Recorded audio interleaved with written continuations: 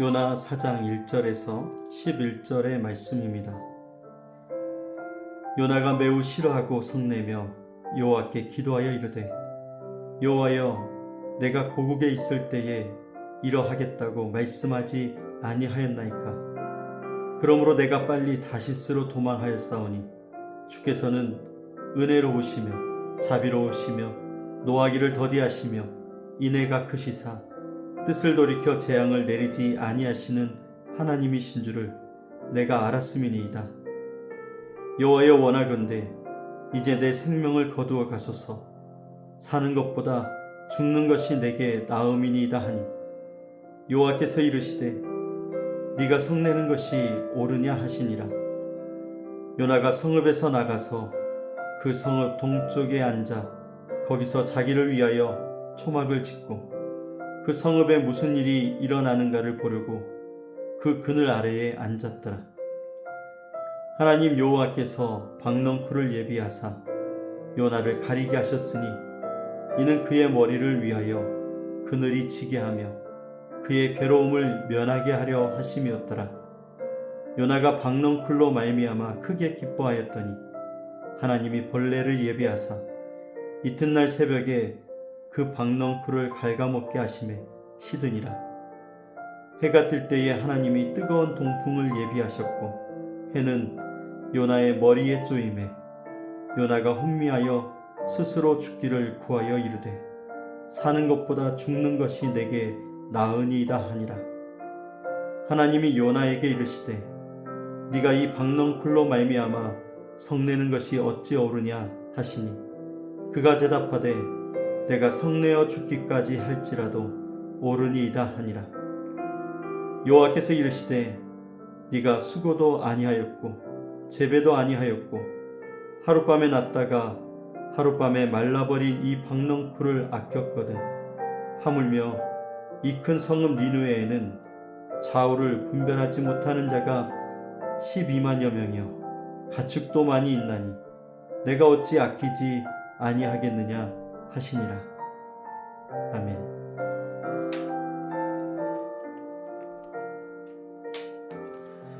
오늘도 함께 5가지 묵상법을 가지고 오늘 우리에게 주신 말씀을 함께 묵상하며 하루를 시작하도록 하겠습니다.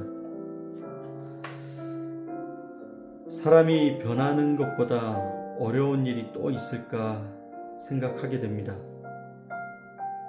어떤 사람은 큰 실패를 겪어도 변하지를 않습니다.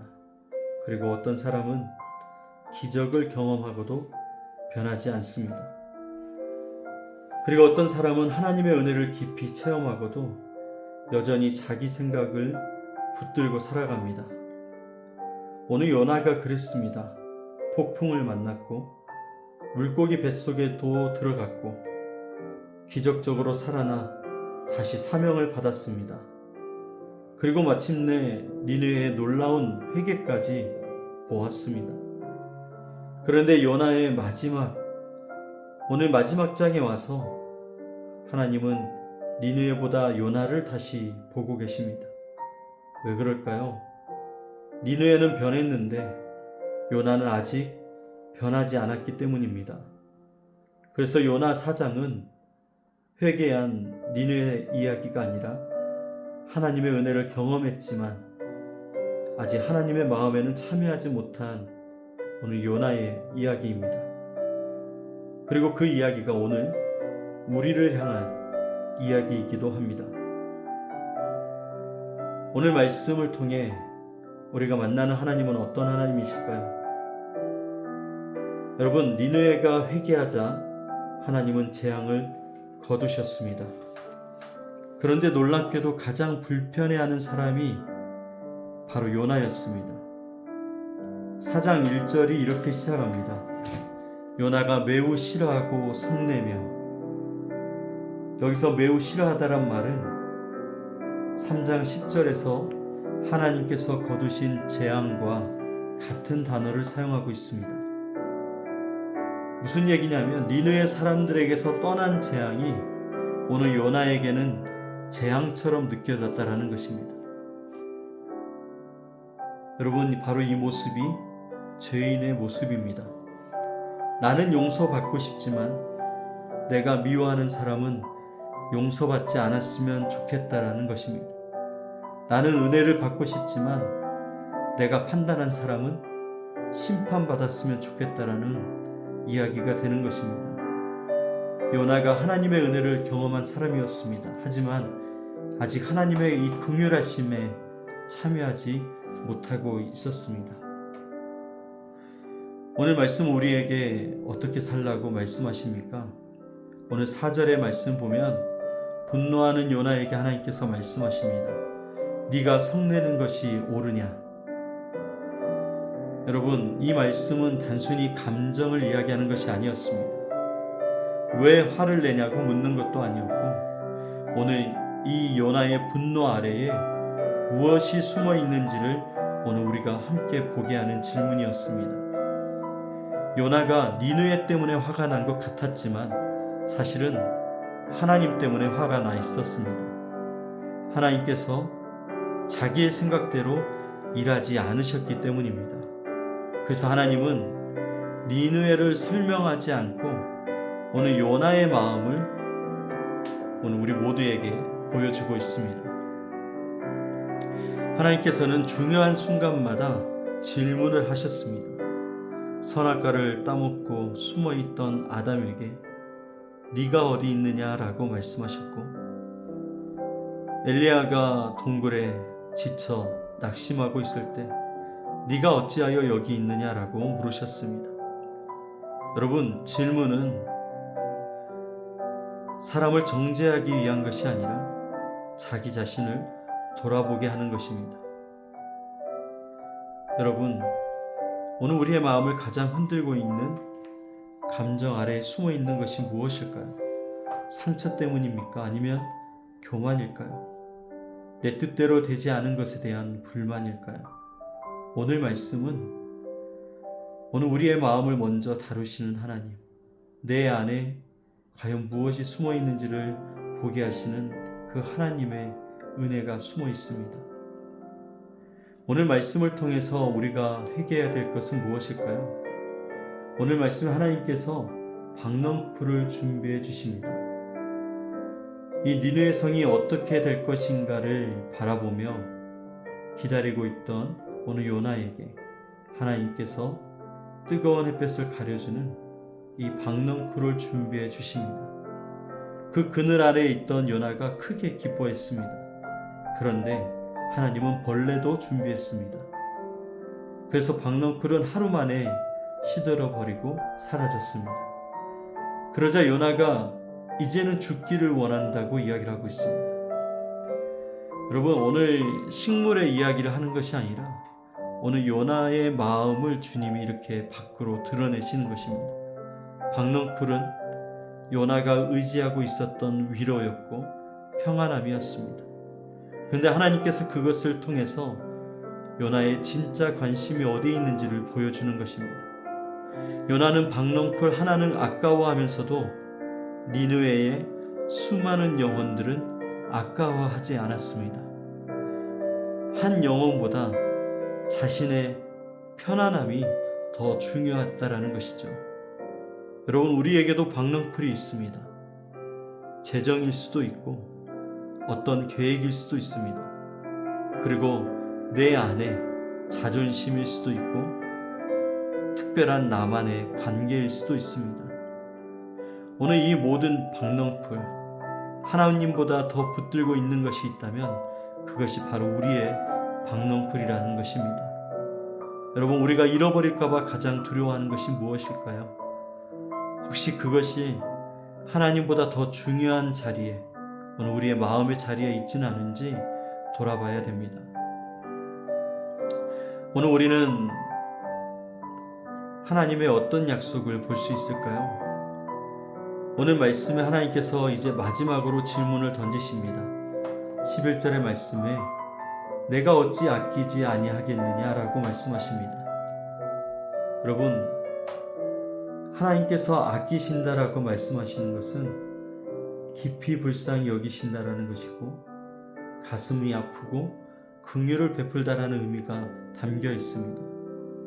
요나는 니느웨를 보면서 그 땅에 죄를 봤습니다. 근데 하나님은 니느웨를 보면서 그 땅의 영혼들을 보셨습니다. 요나는 심판받아야 될 사람들을 보았고 하나님은 다시 돌아와야 할 사람들을 보신 것입니다. 여러분, 이것이 바로 복음의 시선입니다. 십자가도 마찬가지로 사람들은 죄인을 보았지만 하나님은 구원할 영혼들을 보셨다라는 것입니다. 그래서 예수님께서 우리를 위하여 십자가를 지신 것입니다. 여러분, 우리는 사람을 볼 때 무엇을 먼저 보고 있을까요? 그 사람의 실수와 잘못을 보고 있을까요? 아니면 하나님께서 사랑하시는 한 영혼으로 우리도 함께 보고 있을까요? 여러분, 우리는 오늘 어떻게 살아가야 될까요? 요나서의 말씀은 열린 결말로 끝이 납니다. 요나가 회개를 했는지 안 했는지 기록되어 있지 않습니다. 왜냐하면 결국 이 요나서의 말씀은 이 질문이 바로 우리를 향하여 있기 때문에 그렇습니다. 너는 어떠하냐? 요나는 이러했는데 오늘 우리를 두고 주님이 묻고 있는 것입니다. 오늘 이 질문이 신약 성경에 가서 다시 볼 수 있습니다. 예수님께서 십자가를 이제 질 것이라고 제자들에게 말씀을 하십니다. 3번에 걸쳐 제자들에게 내가 온 것은 십자가를 지기 위함이라고 말씀했지만 제자들은 그 말씀을 들을 때마다 이해하지 못했습니다. 오히려 여전히 예수님이 이 땅에 왕으로 오셔서 이 민족을 해방시키고 나면 이제 내가 국무총리가 되고 외무부 장관이 되는 권력을 누릴 것을 기대하며 그 자리와 영광을 생각하며 서로 다툴 뿐이었습니다. 그러나 예수님께서 갈릴리와 예루살렘을 다니면서 베다니에 들리셨을 때 오늘 이 마리아가 오늘 예수님께 향유를 깨뜨려 부어드립니다. 예수님이 말씀하십니다. 그가 내 몸에 이 향유를 부은 것은 내 장례를 위하여 함이니라. 여러분, 제자들도 예수님의 이 하시는 일에 마음을 함께하지 못했습니다. 이해하지 못했습니다. 오히려 자기들의 뜻만을 계획했을 뿐입니다.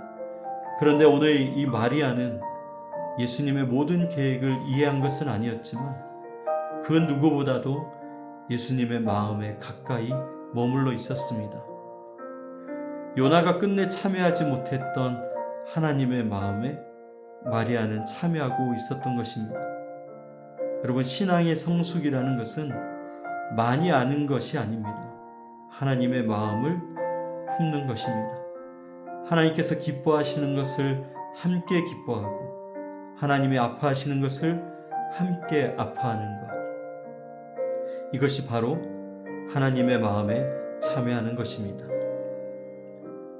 오늘 요나서는 니느웨의 이야기로 끝나지 않고 하나의 질문으로 끝이 납니다. 내가 어찌 아끼지 아니하겠느냐? 요나는 재앙을 보았지만 하나님은 긍휼을 말씀하십니다. 그리고 오늘 하나님은 우리에게 묻고 계십니다. 너는 어떤 눈으로 사람들을 바라보느냐? 우리는 한때 니느웨와 같은 사람들이었습니다. 그런 우리를 하나님께서 포기하지 않으셨고 십자가, 그 하나님의 긍휼이 얼마나 큰지를 우리에게 보여주셨습니다. 그러므로 하나님께 은혜 받은 사람은 결국 하나님의 마음을 배우게 되는 것입니다. 신앙의 성숙은 하나님의 마음에 참여하는 것에 달려 있는 것입니다. 오늘도 주님은 우리를 이 자리로 부르고 있습니다. 오늘 요나에게 말씀하셨던 것처럼 너는 어떠하냐? 오늘 그 질문 앞에서 우리의 삶을 돌아보며 하나님의 마음에 참여할 수 있는 자, 세상 그 누구보다도 주님의 마음을 이해하고 따라가고 순종할 수 있는 하나님의 사람들이 되었으면 좋겠습니다. 이것이 저와 여러분의 소망이 되어서 오늘도 주님의 뜻대로 살아가는 우리의 삶이 되기를 주님의 이름으로 축복합니다. 함께 기도하겠습니다. 사랑의 하나님 아버지, 우리를 향한 그 크신 긍휼과 오래 참으심에 감사를 드립니다. 우리는 요나처럼 하나님의 은혜를 경험하면서도 하나님의 마음에는 참여하지 못했습니다. 주님, 우리 안에 이 좁은 마음을 넓혀 주옵소서. 사람을 정죄하지 않고 긍휼히 여기는 마음을 주시고 심판을 말하기 전에 사랑으로 품을 수 있는 주님의 마음을 허락하여 주시옵소서. 우리가 여전히 붙들고 있는 박넝쿨이 있다면 내려놓게 하시고 하나님보다 더 사랑하는 것이 있다면 깨닫게 하여 주옵소서. 예수님께서 우리를 위해 십자가를 지신 것처럼 우리도 하나님의 마음에 참여하는 삶을 살게 하여 주시고 마리아처럼 주님의 마음 가까이에 머물게 하여 주옵소서.